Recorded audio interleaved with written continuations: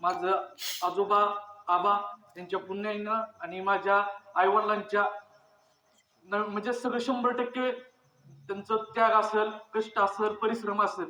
मी फक्त एक आज फक्त त्याचं एक उदाहरण ठरलोय की मी पोस्ट काढली. सगळं त्याग म्हणजे वैयक्तिक पप्पा माझ्यासाठी म्हणजे मी सांगू शकत नाही एवढं त्यांनी माझ्यासाठी म्हणजे वडील तर असतात करतातच, पण वडिलांपेक्षा म्हणजे त्यांचं माझं नातं असं होतं की ते कधी माझे वडील व्हायचे, कधी मित्र, कधी भाऊ या नात्याने मला प्रत्येक गोष्ट त्यांनी अगदी बारीक गोष्टीपासून मला त्यांनी सांगितलं होतं. आणि मला एवढं माहिती आहे की प्रत्येकाच्या आई ह्या सर्वश्रेष्ठ असतात, पण माझी आई जगात सर्वश्रेष्ठ आहे. कारण ती माझ्या वडिलांच्या संघर्षात किंवा वडिलांच्या प्रत्येक शब्दात ती कोणताही क्वेश्चन न तयार करता उभा राहिली.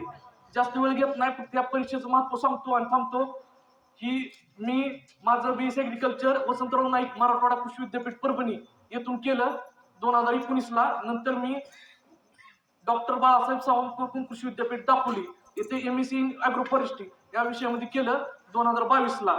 मग मी निर्णय घेतला की त्यावेळेसच अशी चर्चा होती की ॲग्रिकल्चरची ॲड येणार आहे म्हणून.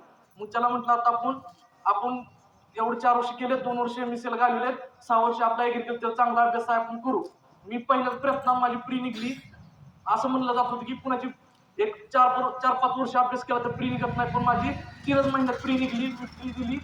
मेन्सला माझा स्कोर कमी आला, माझं फायनल इंटरव्ह्यूला सिलेक्शन झालं नाही. नंतर लगेच 15 दिवसावर दुसरी असिस्टंट कमिशनर ऑफ फूड आणि फूड सेफ्टी ऑफिसर ह्याची प्रीची एक्झाम होती, जी फक्त 15 दिवसावर आली होती. मला सुद्धा शक्य वाटत नव्हतं की 15 दिवसात कसा अभ्यास करायचा. आधी तर फक्त आपला 3 महिन्याचा अभ्यास आहे. 15 दिवसात फक्त जी माझे सिनियर होते, रूममेट होते, त्यांचं मार्गदर्शन घेतलं. 15 दिवस चांगला अभ्यास केला. माझी ती प्री क्रॅक झाली. त्याची मेन्स सुद्धा रिटर्न होती, जी महाराष्ट्रात पहिल्यांदा MPSCनं 15 वर्षानंतर उपक्रम राबवला की आपण अधिकारी घडवायचा असेल तर MPSC डिस्क्रिप्टिव्ह केली पाहिजे. म्हणजे तुम्ही स्वतः लिहून पेपर दिलं पाहिजे. असे 200 मार्काचे 2 पेपर होते, 400 मार्क होते. मला एवढं कॉन्फिडन्स होता की 100% आपला तो पेपर चांगला गेलाय. मी एकदम रिलॅक्स होतो की आपलं 100% 30 पोस्ट निघून जाणार म्हणून. आणि मी पेपर दिला. पेपर झाला, इंटरव्ह्यू कॉल आला, इंटरव्ह्यू सुद्धा दिला मी चांगला. आणि मी 100% शुअर होतो की माझं सिलेक्शन होणार म्हणून. आणि मी रिलॅक्स राहिलो. आणि सुदैवानं माझं एका मार्काने म्हणजे एका मार्काने सुद्धा नाही, पण माझं सिलेक्शन झालं नाही. असं झालं की एकाच मार्कावर आम्ही 11 जण होतो आणि माझं एज कमी होतं, जास्त एज असलेल्या मुलांचं सिलेक्शन झालं. म्हणजे आता जर उद्या लिस्ट लागली तरी माझं त्यात नाव असेल. म्हणजे मला एवढं सांगायचं होतं की मी प्रामाणिकपणे जी काय मला 3-4 वर्ष भेटली, मी एकदम प्रामाणिकपणे कष्ट केलं. ह्या वेळेत मी एकही प्री आणि मेन्स हे प्रत्येक दिल्या. MPSCच्या अशी माझ्याकडून कुठली प्री आणि मेन्स चुकली नाही, मी दिली नव्हती. म्हणजे 6च्या 6 मी आतापर्यंत 6 मेन्स दिल्या. त्या प्रत्येक 6 मेन्सला होतो मी. म्हणजे प्री तर मला असं जाणवलंच नाही की माझी प्री निघणार नाही म्हणून. माझी प्री निघली. प्री मध्ये फक्त जे काही इतिहास, भूगोल, आपण जे म्हणतो पॉलिटी, जे राजकारण, करंट अफेअर, जनरल नॉलेजचा भाग होता, ते माझं चांगलं होतं. मला एवढं माहित होतं. नंतर ही 15 दिवसात रिझल्ट ठुकला होता माझा. आणि ही मेन्स तयारी ॲग्रीची मेन्स होती. माझ्या आता फक्त 3 महिने होतं. आणि पप्पाने मला सांगितलं की तू घरी ये, तू टेन्शन घेऊ नको, तू नाही झाला तरी मला काही नाही, मला माझ्यासाठी तू महत्वाचा आहे. फक्त मी विचार केला, म्हणलं आपली प्री तर निघलेली आहे, म्हणलं फक्त आपल्याला 3 महिने अभ्यास करायचा आहे. म्हणलं काय होईल माझ्या आयुष्यातला मी म्हणत नाही म्हणजे इथून पुढे मी कधीच एनर्जी एवढी देऊ शकत नाही कुठल्याच गोष्टीत.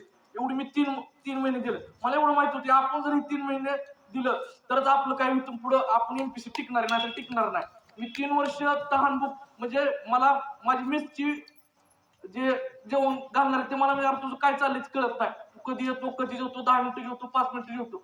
3 महिने एवढं केलं की कष्ट. आणि त्या दिवशी पेपर झाला, पेपरवरून बाहेर आलो आणि पेपरवर गोल करून टाकलं की तालुका कृषी अधिकारी आपण होणार आहे म्हणून.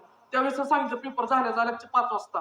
आणि मला अभिमान वाटतो माझी आज 52वी रँक आली आणि मी जी पेपरवर लिहिलं होतं तालुका ॲग्रिकल्चर ऑफिसर झालो. म्हणजे मला एवढा कॉन्फिडन्स होता. आणि मी रात्री सुद्धा पप्पांना सांगितलं होतं की तुम्ही काय टेन्शन घेऊ नका, आपली 100% तालुका कृषी अधिकारी आपण पोस्ट होणार नाही, निघणार आहे. फक्त मला एवढं माहित होतं की माझी एवढी जवळ रँक येईल म्हणून. माझी जवळ रँक आली, मी OBCतनं 5वा आलोय महाराष्ट्रात. त्याचाही मला गर्व आहे. मी एवढं सांगेल की आई वडिलांना एवढं सांगेल की मुला जर करत असतील तर त्यांना त्यांच्या प्रयत्नांना तुम्ही पाठबळ द्या. आणि मुलांना बी एवढं सांगतो की MPSCत यावं असं बी काय नाही. तुम्ही दुसऱ्याही क्षेत्रात भरपूर स्कोप आहे. त्या क्षेत्रात चांगलं म्हणजे तुमचं स्किल आहे आणि तुम्ही जर त्या क्षेत्रात काय करू शकताय म्हणजे टॉपलाच राहायचं. म्हणजे असं आपण ऐकले की बाबा मला मी ज्या क्षेत्रात जाईल ते क्षेत्रात टॉपला राहिले की आपण बेकारी काहीच नाही, फक्त त्या क्षेत्रात जाऊन टॉपला राहायचं. मला एवढं कळलं होतं. मी माझ्या टाइम बोर्ड मध्ये 4 वर्षात कष्ट करून मी पोस्ट काढली.